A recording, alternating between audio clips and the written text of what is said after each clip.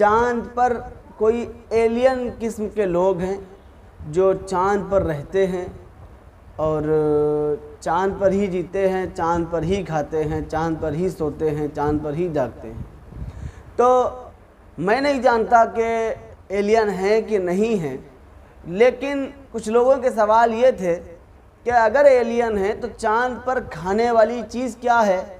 چاند پر ایلین کھاتے کیسے ہوں گے؟ وہاں تو کوئی پرچون کی دکانیں بھی نہیں ہیں، وہاں تو کوئی کیڑے مکوڑے بھی نہیں ہیں، وہاں تو کوئی تمام چیزیں نہیں ہیں جس کو وہ اپنا کھانا بنا سکیں، کوئی چیز نہیں ہے جسے کھانا بنا سکے۔ تو ایلین ہیں تو کھاتے کیا ہیں وہ، اور کیسے کھاتے ہیں؟ تو میں آپ سے کہتا ہوں اگر ایلین ہیں، پہلے تو میں اس کی حقیقت ہی نہیں مانتا ہوں، اگر حقیقت ہے یہ، اگر ایلین ہیں تو آپ یہ سمجھ لیجئے کہ جو اللہ تبارک و تعالیٰ پتھر کے اندر کیڑے کو رزق دے سکتا ہے تو وہ چاند پر ایلین کو رزق نہیں دے سکتا کیا؟ وہ چاند پر رہنے والے ایلین کو نہیں کھلا سکتا؟ اللہ تبارک و تعالیٰ نے تمام مخلوقات کو پیدا فرما کر ان کے رزق کا بھی انتظام کر رکھا ہے۔ اگر کوئی ایسا ہے، اگر چاند پر ایلین ہیں تو اللہ تبارک و تعالیٰ ان کو کھانا کھلاتا ہے، اللہ تبارک و تعالیٰ ان کے کھانے کا انتظام اللہ تبارک و تعالیٰ نے کر رکھا ہے۔ یہ سوال ہمارے اور آپ کے ذہن میں ہے اور رہتا ہے کہ اگر ایلین ہیں تو وہ کھانا کیا کھاتے ہیں، کیسے کھاتے ہیں، کون کھانے کو دیتا ہے؟ تو آپ سمجھ لیجئے کہ ان کو اگر ہیں، میں تو اس کو حقیقت نہیں مانتا، اگر ہیں تو اللہ تبارک و تعالیٰ ان کو کھانے کو دیتا ہے۔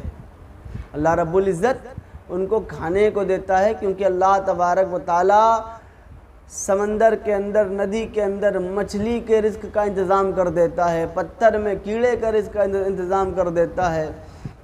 بڑا اچھا خربوزہ، جب میں نے اسے کاٹا تو اس کے اندر کیڑے پڑ چکے تھے۔ اتنا خوبصورت خربوزہ، دل چاہا کہ کھائیں گے اسے، لیکن جب کاٹا گیا تو اس میں کیا نکلے؟ کیڑے نکلے۔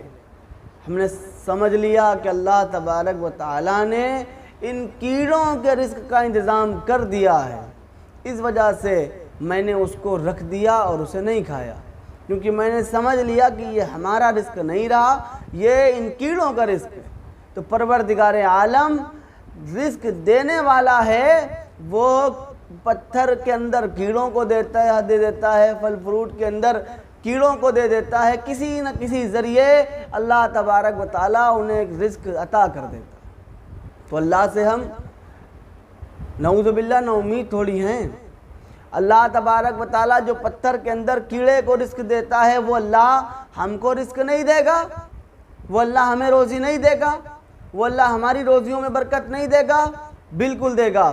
ہمیں چاہیے کہ ہم اللہ رب العزت سے دعا کریں، اللہ تبارک و تعالیٰ کی عبادت کریں، تاکہ اللہ رب العزت ہم پر مہربان ہو جائے اور ہم پر اپنی رحمتوں کے خزانے کھول دے اور ہم مالا مال ہو جائیں گے۔ یہ جب تک ممکن نہیں ہے جب تک ہم اپنے رب کریم کو راضی نہ کر لیں، منا نہ لیں۔ ہم اللہ تبارک و تعالیٰ کو اگر منا لیں تو اللہ رب العزت ہم پر اپنے خزانے کھول دے۔